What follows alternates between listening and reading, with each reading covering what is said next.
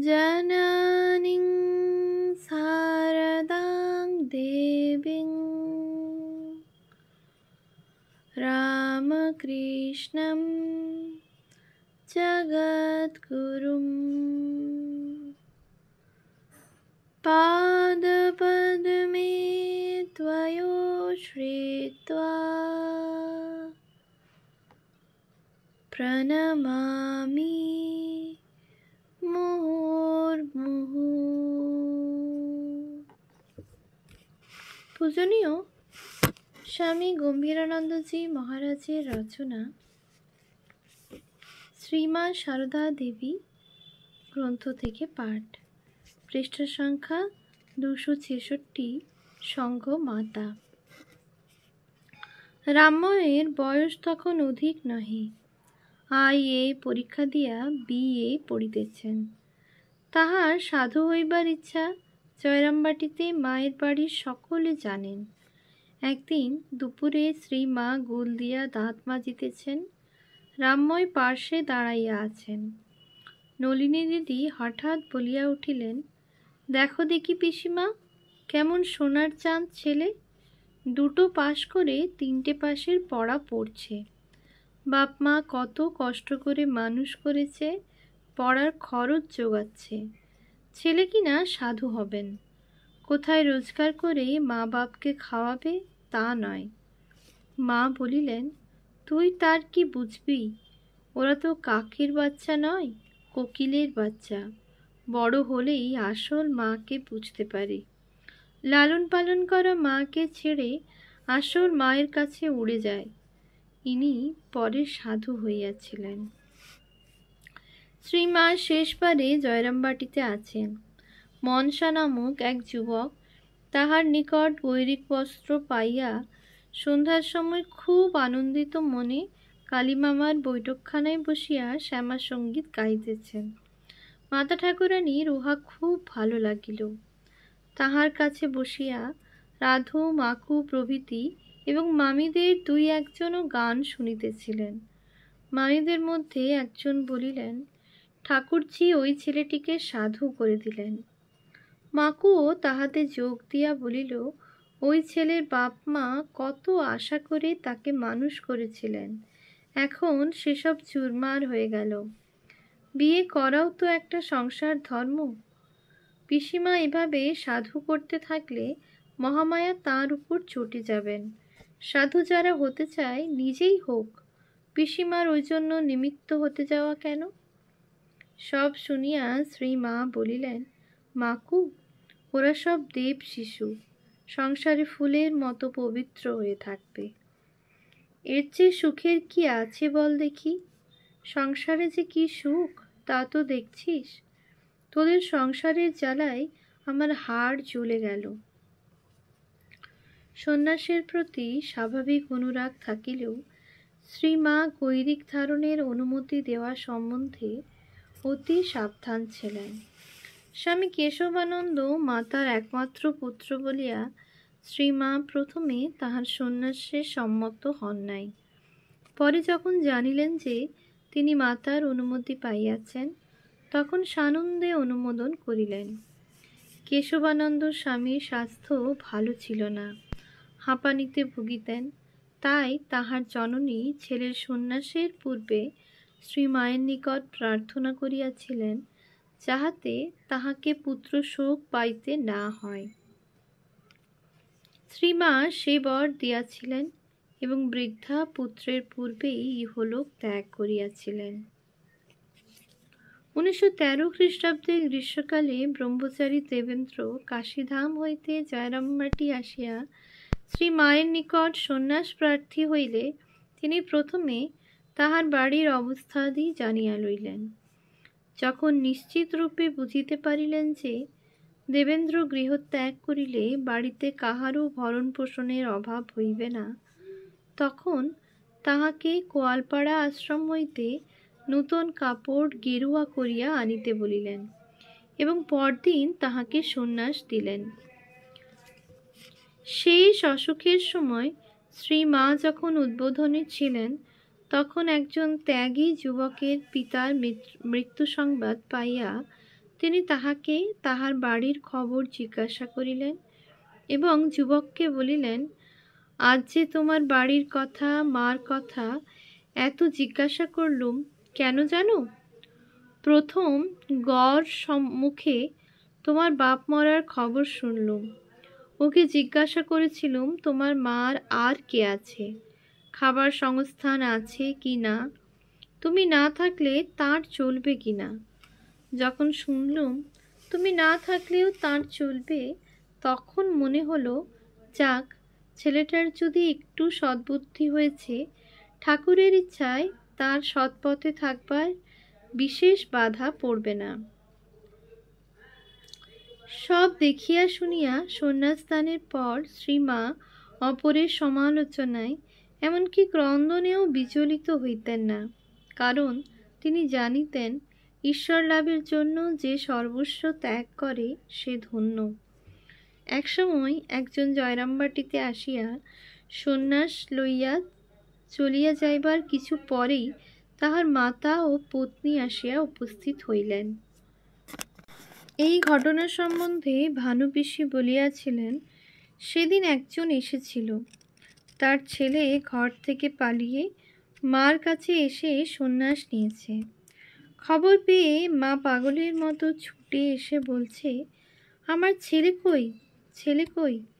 ছেলে কিন্তু আগেই গেরুয়া নিয়ে চলে গেছে। তাই মা ও শ্রীমার প্রতি ভারী আক্রোশ। অনুযোগ দিয়ে শ্রীমাকে বলছে, উপার্জনশীল ছেলের অভাবে সংসারে বিপর্যয় ঘটেছে, দুঃখ কষ্টের অন্ত নেই। শ্রীমা কিন্তু দৃঢ়ভাবে বললেন, সে তো কোনো অন্যায় করেনি, ভালো পথেই গেছে। আর শুনেছি সে তোমাদের খাওয়া থাকার ব্যবস্থা করে রেখেছে। শ্রীমায়ের স্নেহ ও আদরে তাদের প্রাণ ক্রমে ঠান্ডা হয়েছিল এবং শান্ত মন নিয়েই তারা বাড়ি ফিরেছিল। ক্ষেত্রবিশেষে তিনি দৃঢ়ভাবে সন্ন্যাসে অসম্মতিও জানাইতেন। একবার তাহার শিষ্যা এক ভক্তিমতী স্ত্রীলোক তাহাকে পত্রে জানাইলেন যে স্বামী তাহাকে বারংবার বলিতেছেন, তুমি ছেলে মেয়েদের নিয়ে বাপের ঘরে গিয়ে থাকো, আমি আর সংসারে থাকব না, সন্ন্যাসী হব। নিরুপায় নারীর পত্রের প্রতি ছত্র শ্রী মায়ের প্রতি কাতর অনুনয়ে পূর্ণ। পত্র শুনিয়া তিনি উত্তেজিতভাবে বলিলেন, দেখ দেখিন কি অন্যায়, সে বেচারি এই কাচ্চা বাচ্চাদের নিয়ে যায় কোথায়?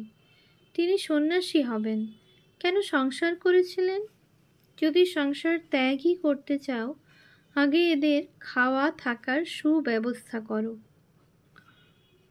একবার আশ্বিন মাসে দুর্গাপূজার সপ্তমীর দিন দুইজন ভক্তিমান যুবক আসিয়া পদ্মফুল দিয়া তাহার পাদ পূজা করিল এবং সন্ন্যাস চাহিল।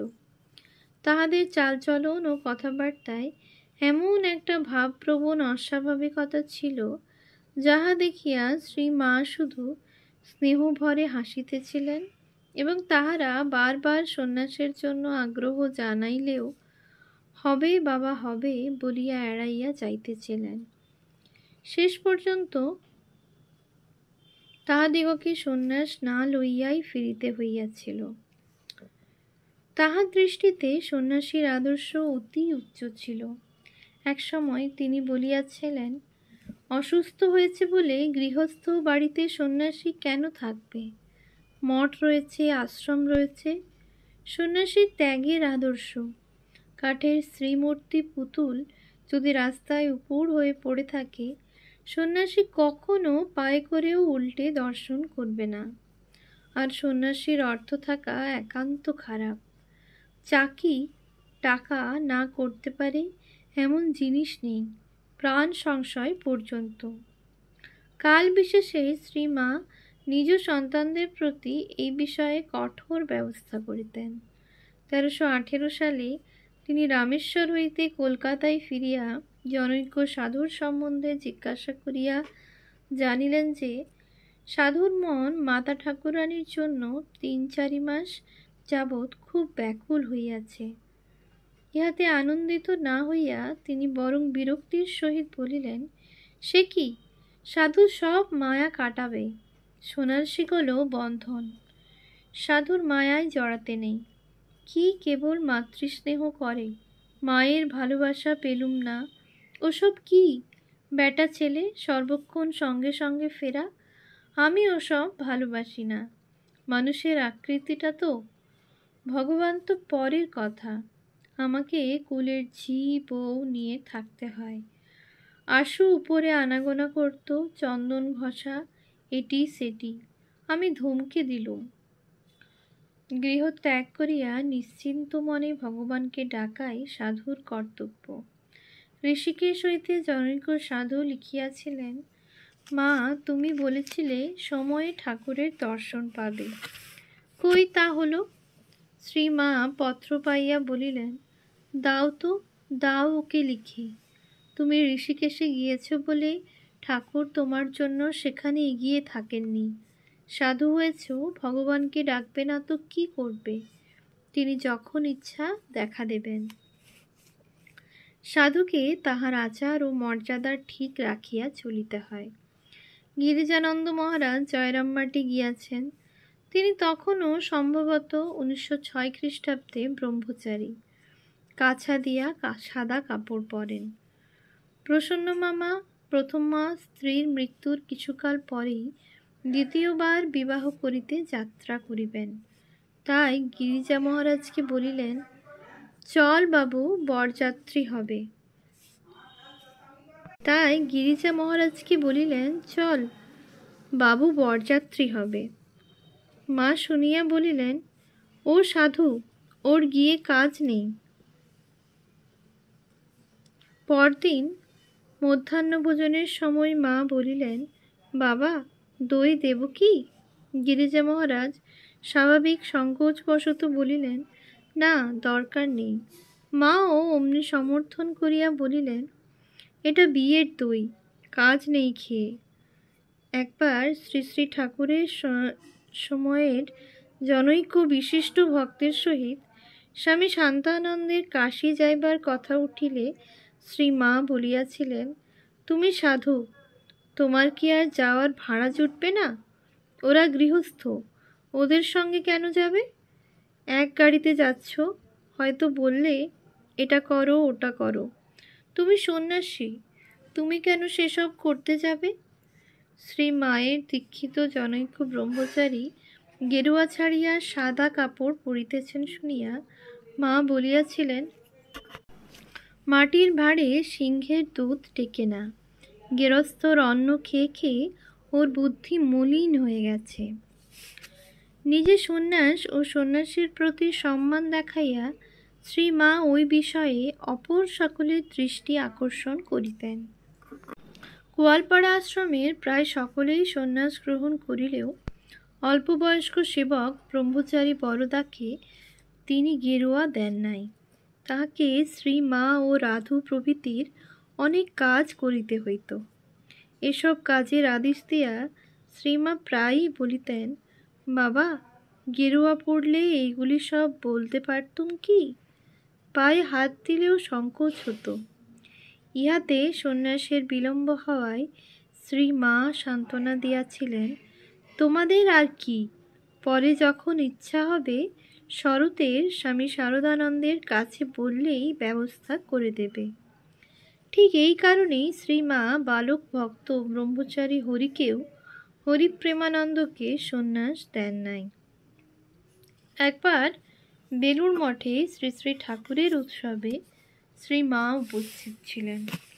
মধ্যাহ্নে আহারের পর ব্রহ্মচারী রাসবিহারী আঁচাইবার জন্য তাহার হাতে জল ঢালাইয়া দিলেন। আঁচাইবার পর শ্রী মা পা ধুইয়া থাকেন, অথচ হাঁটুর বাতের জন্য তাহার নিচু হইতে কষ্ট হয়।